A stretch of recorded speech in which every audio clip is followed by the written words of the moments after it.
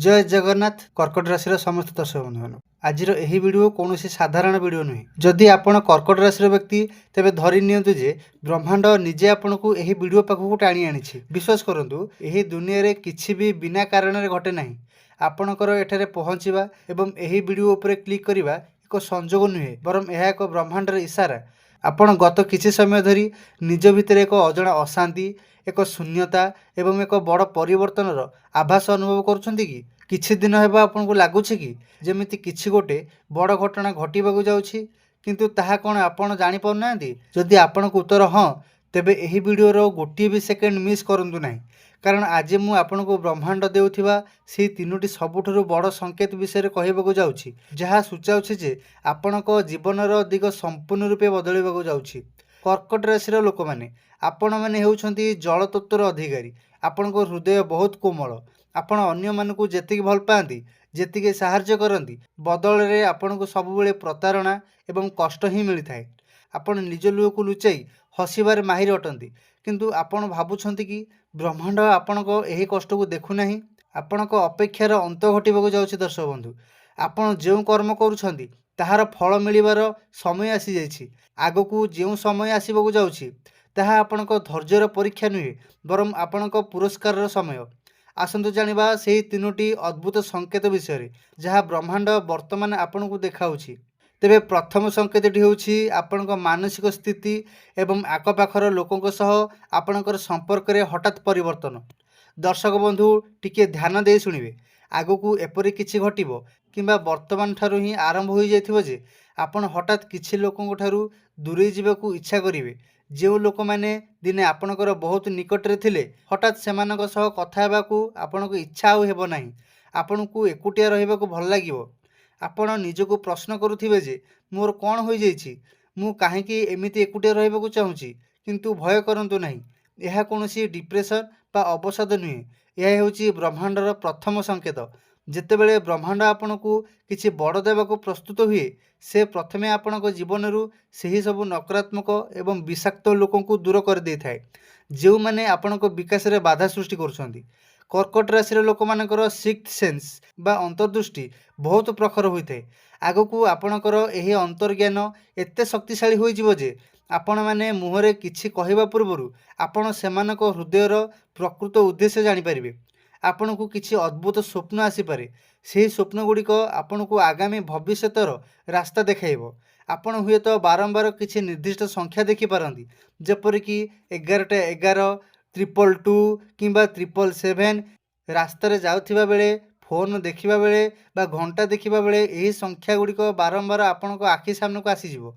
जदि एपरि हेउछि तेबे बुझी जांतु जे दिव्य शक्ति आपणक साथी रे अछि एवं आपण सठिक रास्तार जाउछंती एही परिवर्तन को ग्रहण करंतु जी आपणक जीवन रु जीवाकू चाहूछि ताकू अटकांतु नाही कारण ब्रह्मांड तांक स्थान रे किछि श्रेष्ठ व्यक्ति को पठेबा पई जागा तैयारी करूछि वर्तमान आसीबा द्वितीय बड़ संकेत आड़कू यह आपणकर कर्मक्षेत्र एवं आर्थिक स्थिति सहित जड़ित गत किछि समय धरी आपण अनुभव करुथिबे जे आपण जेते परिश्रम कले मध्य ताहार सठिक फल आपण को मिलू नाही धन आसुछि किंतु पानी भली खर्च हो जाउछि किंबा कोनोसी एक निर्दिष्ट काम पई आपण बहुत चेष्टा करुछंती किंतु शेष मुहूर्त रे ताहा अटकी जाउछि एक अदृश्य कांथ जेमिति आपणको रास्ता उगाड़ी छिड़ा होइछि किंतु प्रस्तुत रुहंतु कर्कट राशि व्यक्ति माने आगकू जेउ समय आसीबाकू जाउछि सेतिरे ब्रह्मांड एही अदृश्य कांथ को भांगिबाकू जाउछि यार संकेत आपण को किपरि मिलिबो जानिछंती आपणक मन रे हठात नुआ नुआ चिंताधारा आसीबाकू लागिवो जो समस्यार समाधान आपण को मास मास धरी मिलु नथिला ताहा हठात गोटिए मुहूर्त रे आपणक मुंड को आसीजिवो आपण को एमिति किछि लोकंक सहाय्य मिलिबो जेउ मानक ठारू आपण केबे आशा करि नथिबे अप्रत्याशित सूत्ररू अर्थ प्राप्तिर जोग सृष्टि हेबो जदि आपण कोनोसी नुआ व्यवसाय आरंभ करबाकू चाहूछंती किंबा चाकरी परिवर्तन करबाकू भाबुछंती एवं आपणक मन भितरु एक दृढ़ इच्छा जागृत हेउछि तेबे ताहा केवल एक चिंता नुहे ताहा हेउछि ब्रह्मांडर मार्गदर्शन एही समय रे आपण को निज उपरे विश्वास रखिबाकू पड़िबो आपण एकाथरके बहुत बड़ डेइबा आवश्यक नाही किंतु छोट छोट पदक्षेप नेबा आरंभ करंतु ब्रह्मांड आपण को संकेत देउछि जे मु तुम सहित अछि तुमे आगको बढ़ आपणकर आर्थिक बाधाविघ्न गुड़िक एबे मेघ भली धीरे धीरे अपसरी जावाक आरंभ करिवो ଆପଣଙ୍କ ପରିଶ୍ରମ ଏକ ନୂଆ ରୂପ ନେଇ ଆପଣଙ୍କ ପାଖକୁ ଫେରିବ। କେବଳ ନିଜ କର୍ମ ଉପରେ ଧ୍ୟାନ ଦିଅନ୍ତୁ ଏବଂ ନିରାଶାକୁ ନିଜଠାରୁ ଦୂରେଇ ରଖନ୍ତୁ। ତେବେ ଦର୍ଶକ ବନ୍ଧୁ, ବର୍ତ୍ତମାନ ଆମେ ଯେଉଁ ତୃତୀୟ ସଂକେତ ବିଷୟ କହିବାକୁ ଯାଉଛୁ ତାହା ସବୁଠାରୁ ଗଭୀର ଏବଂ ସବୁଠାରୁ ଶକ୍ତିଶାଳୀ ଅଟେ। ଆମେ ପ୍ରାୟତଃ ବାହ୍ୟ ପରିବର୍ତ୍ତନକୁ ସଫଳତା ବୋଲି ଭାବୁ, କିନ୍ତୁ ପ୍ରକୃତ ପରିବର୍ତ୍ତନ ମଣିଷ ଭିତରୁ ହିଁ ଆରମ୍ଭ ହୋଇଥାଏ। ତେବେ ତୃତୀୟ ସଂକେତଟି ହେଉଛି ଆପଣଙ୍କ ଅନ୍ତରାତ୍ମାରେ ଏକ ଅଦ୍ଭୁତ ଶାନ୍ତି ଅନୁଭବ ହେବ। କର୍କଟ ରାଶିର ବ୍ୟକ୍ତିମାନେ ସ୍ୱଭାବତଃ ବହୁତ ଭାବପ୍ରବଣ ହୋଇଥାନ୍ତି। ଛୋଟ ଛୋଟ କଥାରେ ବ୍ୟସ୍ତ ହୋଇଯିବା, ଭବିଷ୍ୟତକୁ ନେଇ ଅତ୍ୟଧିକ ଚିନ୍ତା କରିବା ଏବଂ ଅତୀତର ଘଟଣାକୁ ମନେ ପକାଇ କଷ୍ଟ ପାଇବା ଆପଣଙ୍କର ଏକ ସ୍ୱଭାବ ହୋଇଯାଇଛି। କିନ୍ତୁ ଆଗକୁ ଆପଣ ନିଜ ଭିତରେ ଏକ ଆଶ୍ଚର୍ଯ୍ୟଜନକ ପରିବର୍ତ୍ତନ ଲକ୍ଷ୍ୟ କରିବେ। ଯେଉଁ କଥାଗୁଡ଼ିକ ଆପଣଙ୍କୁ ପୂର୍ବରୁ ବହୁତ କଷ୍ଟ ଦେଉଥିଲା, ସେହି କଥାଗୁଡ଼ିକ ଆଉ ଆପଣଙ୍କୁ ପ୍ରଭାବିତ କରିବ ନାହିଁ। କେହି ଆପଣଙ୍କୁ ସମାଲୋଚନା କଲେ କିମ୍ବା ଆପଣଙ୍କୁ ଖରାପ ବ୍ୟବହାର କଲେ ଆପଣ କ୍ରୋଧିତ ହେବା ପରିବର୍ତ୍ତେ ନୀରବ ରହିବାକୁ ଶ୍ରେୟ ମଣିବେ। ଆପଣ ବୁଝିଯିବେ ଯେ ନିଜର ମାନସିକ ଶାନ୍ତି ଦୁନିଆର ସବୁଠାରୁ ମୂଲ୍ୟବାନ ଜିନିଷ ଅଟେ। ଏହା ହେଉଛି ଆଧ୍ୟାତ୍ମିକ ଜାଗରଣର ସବୁଠାରୁ ବଡ଼ ସଂକେତ। ଯେତେବେଳେ ବ୍ରହ୍ମାଣ୍ଡ ଆପଣଙ୍କୁ କୌଣସି ବଡ଼ ଦାୟିତ୍ୱ କିମ୍ବା ବଡ଼ ସଫଳତା ଦେବାକୁ ଯାଏ, ସେ ପ୍ରଥମେ ଆପଣଙ୍କୁ ମାନସିକ ସ୍ତରରେ ଶକ୍ତିଶାଳୀ କରିଥାଏ। ଆପଣଙ୍କର ଈଶ୍ୱରଙ୍କ ପ୍ରତି, ଦିବ୍ୟ ଶକ୍ତି ପ୍ରତି ବିଶ୍ୱାସ ଆହୁରି ବୃଦ୍ଧି ପାଇବ। ଆପଣ ପୂଜାପାଠ, ଧ୍ୟାନ କିମ୍ବା କୌଣସି ଆଧ୍ୟାତ୍ମିକ ସ୍ଥାନକୁ ଯିବା ପାଇଁ ହଠାତ୍ ଆଗ୍ରହ ପ୍ରକାଶ କରିବେ। ଯେତେବେଳେ ଆପଣଙ୍କ ମନ ଭିତରୁ ଭୟ ଏବଂ ଅତୀତର ଅନୁଶୋଚନ ଦୂର ହୋଇଯିବ, ସେତେବେଳେ ଜାଣିବେ ଯେ ଏବେ ଆପଣ ସମ୍ପୂର୍ଣ୍ଣ ରୂପେ ନୂଆ ଜୀବନ ଆରମ୍ଭ କରିବାକୁ ପ୍ରସ୍ତୁତ ଅଛନ୍ତି। ଯେଉଁମାନେ ସିଙ୍ଗିଲ୍ ଅଛନ୍ତି କିମ୍ବା ନିଜ ପାଇଁ ଏକ ଭଲ ଜୀବନସାଥୀ ଖୋଜୁଛନ୍ତି, ଏହି ଶାନ୍ତ ମାନସିକ ଅବସ୍ଥାରେ ହିଁ ଆପଣଙ୍କ ଜୀବନରେ ଏମିତି ଜଣେ ବ୍ୟକ୍ତିଙ୍କର ଆଗମନ ହେବ ଯିଏ ଆପଣଙ୍କ ଆତ୍ମାକୁ ବୁଝିପାରିବ। ଏହି ସମ୍ପର୍କରେ ଛଳନା ନଥିବ, ବରଂ ଗଭୀର ଆତ୍ମିକ ସଂଯୋଗ ଥିବ। ଦର୍ଶକ ବନ୍ଧୁ, ସଂକେତ ତ ମିଳିଗଲା, କିନ୍ତୁ ବର୍ତ୍ତମାନ ଆପଣଙ୍କୁ କ'ଣ କରିବାକୁ ହେବ? କେବଳ ସଂକେତ ଦେଖି ଚୁପ୍ ବସିଗଲେ ଜୀବନ ବଦଳିବ ନାହିଁ। ବ୍ରହ୍ମାଣ୍ଡ ରାସ୍ତା ଦେଖାଇବେ, କିନ୍ତୁ ଆପଣଙ୍କୁ ହିଁ ଚାଲିବାକୁ ପଡ଼ିବ। ତେବେ ଦର୍ଶକ ବନ୍ଧୁ, ଆସନ୍ତୁ ଜାଣିବା ସେହି ପ୍ରଥମ କଥା। ନିଜ ଅନ୍ତରାତ୍ମାର ସ୍ୱରକୁ ଶୁଣନ୍ତୁ। ଯଦି କୌଣସି ସ୍ଥାନକୁ ଯିବା କିମ୍ବା କୌଣସି କାମ କରିବାକୁ ଆପଣଙ୍କର ମନ ବାରଣ କରୁଛି, ତେବେ ତାହା କରନ୍ତୁ ନାହିଁ। ଆପଣଙ୍କ ଗଟ୍ ଫିଲିଂ ଆଗାମୀ ଦିନରେ ଆପଣଙ୍କ ସବୁଠାରୁ ବଡ଼ ମାର୍ଗଦର୍ଶନ ହେବ। ତେବେ ଦ୍ୱିତୀୟ କଥା, କୃତଜ୍ଞତା ଜ୍ଞାପନ କରନ୍ତୁ। ପ୍ରତିଦିନ ସକାଳେ ଉଠିବା ମାତ୍ରେ ବ୍ରହ୍ମାଣ୍ଡଙ୍କୁ, ଈଶ୍ୱରଙ୍କୁ ଧନ୍ୟବାଦ ଦିଅନ୍ତୁ ଯେ ସେ ଆପଣଙ୍କୁ ଆଉ ଗୋଟିଏ ସୁନ୍ଦର ଦିନ ଦେଇଛନ୍ତି।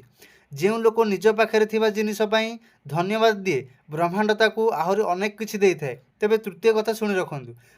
ଅତୀତର ବୋଝକୁ ଓହ୍ଲାଇ ଦିଅନ୍ତୁ। ଯିଏ ଆପଣଙ୍କୁ କଷ୍ଟ ଦେଇଛି ତାକୁ ହୃଦୟରୁ କ୍ଷମା କରିଦିଅନ୍ତୁ। ତାଙ୍କ ପାଇଁ ନୁହେଁ, ନିଜ ଶାନ୍ତି ପାଇଁ କ୍ଷମା କରନ୍ତୁ। କାରଣ ଯେତେ ଦିନ ପର୍ଯ୍ୟନ୍ତ ଆପଣ ହାତ ମୁଠାରେ ପୁରୁଣା କଷ୍ଟକୁ ଧରି ରଖିଥିବେ, ସେତେ ଦିନ ପର୍ଯ୍ୟନ୍ତ ନୂଆ ଖୁସିକୁ ଗ୍ରହଣ କରିବାକୁ ଆପଣଙ୍କ ହାତ ଖାଲି ନଥିବ। ମୋର ପ୍ରିୟ କର୍କଟ ରାଶିର ଦର୍ଶକ ବନ୍ଧୁ, ଆପଣ ଅନେକ ବାଧାବିଘ୍ନ ଦେଖିଛନ୍ତି, ଅନେକ ରାତି ଲୁହରେ ଭିଜିଛି। କିନ୍ତୁ ମନେ ରଖନ୍ତୁ, ରାତି ଯେତିକି ଅନ୍ଧକାରମୟ ହୁଏ, ସକାଳ ସେତିକି ଉଜ୍ଜଳ ହୋଇଥାଏ। ଆପଣଙ୍କ ଜୀବନର ନୂଆ ସୂର୍ଯ୍ୟୋଦୟର ସମୟ ଆସିଯାଇଛି। ବ୍ରହ୍ମାଣ୍ଡର ଏହି ତିନୋଟି ସଂକେତକୁ ଚିହ୍ନନ୍ତୁ ଏବଂ ନିଜକୁ ନୂଆ ପରିବର୍ତ୍ତନ ପାଇଁ ଖୋଲା ରଖନ୍ତୁ। ଆଗକୁ ଏପରି କିଛି ଘଟିବ ଯାହା ଆପଣଙ୍କ ଆଖିରେ ଖୁସିର ଲୁହ ଆଣିଦେବ। ଭିଡ଼ିଓଟି ଶେଷ କରିବା ପୂର୍ବରୁ ନିଜ ମନରେ ଗଭୀର ବିଶ୍ୱାସ ସହିତ କମେଣ୍ଟ ବକ୍ସରେ ଜୟ ଜଗନ୍ନାଥ ନିଶ୍ଚୟ ଲେଖନ୍ତୁ। ଯଦି ଏହି ଭିଡ଼ିଓଟି ଆପଣଙ୍କ ହୃଦୟକୁ ସ୍ପର୍ଶ କରିଛି, ତେବେ ଭିଡ଼ିଓଟିକୁ ଲାଇକ୍ ନିଶ୍ଚୟ କରନ୍ତୁ ଏବଂ ନିଜର ପ୍ରିୟଜନଙ୍କ ସହ ସେୟାର କରନ୍ତୁ। ଆମ ଚ୍ୟାନେଲକୁ ସବସ୍କ୍ରାଇବ୍ କରିବାକୁ ଭୁଲିବେ ନାହିଁ, କାରଣ ଆଗକୁ ମଧ୍ୟ ଏହିପରି କର୍କଟ ରାଶିର ଅନେକ ରହସ୍ୟମୟ ଏବଂ ମାର୍ଗଦର୍ଶକ ତଥ୍ୟ ଆମେ ଆପଣଙ୍କ ପାଇଁ ନେଇ ଆସିବୁ। ସେ ପର୍ଯ୍ୟନ୍ତ ସୁସ୍ଥ ରୁହନ୍ତୁ ଏବଂ ପରିବାରର ଧ୍ୟାନ ରଖନ୍ତୁ। ଆପଣଙ୍କର ଆଗାମୀ ସମୟ ମଙ୍ଗଳମୟ ହେଉ। ରହୁଛି, ଜୟ ଜଗନ୍ନାଥ।